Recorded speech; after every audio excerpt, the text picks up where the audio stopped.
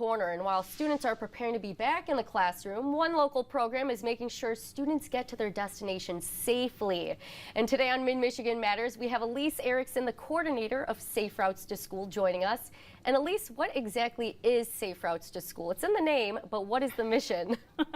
To be able to get the kids safely to school, allowing them to be able to walk there safely, bike ride, without dodging all the cars, because it gets pretty chaos over there during the school year. Oh yeah, during chaos when you were starting the new school year, right? People are adjusting, all the new buses coming in, the students, and you have people heading to work around that time.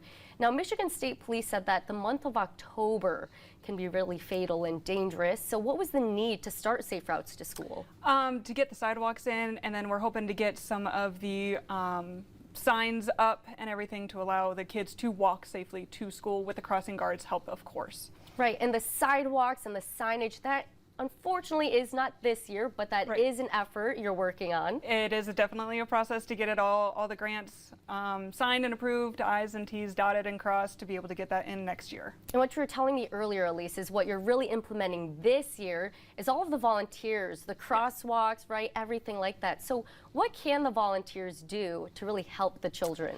We're going to start a park and walk, and so we'll be at the park at the library, to where parents are going to park there, and then they can walk over with the kids to the school, and that's just one of the avenues, as well as crossing guard trainings. And then walking buses is another adventure too. Right, children, there's so many different places that they can get to school, whether it's the bus stop, or walking.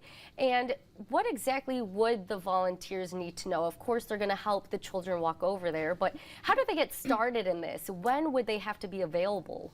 It's really up to them. So it's all volunteer based. It's based on mornings or afternoons, whatever days, how often. It's all up to them, but they will get the training, and it's going to be the same training as the crossing guard, and then we will have the local police in with that. Okay, so not only do you have the volunteers helping to make sure kids are safe, you have the local law enforcement there too. A little double whammy for you. Okay. Exactly. So what else would the volunteers need to, or parents? Do the parents need to know anything about the volunteers helping out? It's all parent-based, so if they're interested in, they can always reach out to me, and then they can find us on the Facebook group as well. Perfect, and that is where people can find Safe Routes to School. Elise, can you help direct them to that Facebook page?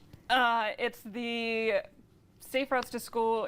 It has a long name on it, but even if they go through the Bath Facebook page, we'll be there. Perfect. Thank you so much, Elise, for joining Mid-Michigan Matters today and making sure that the children get to school safely, especially with back to school right around the corner.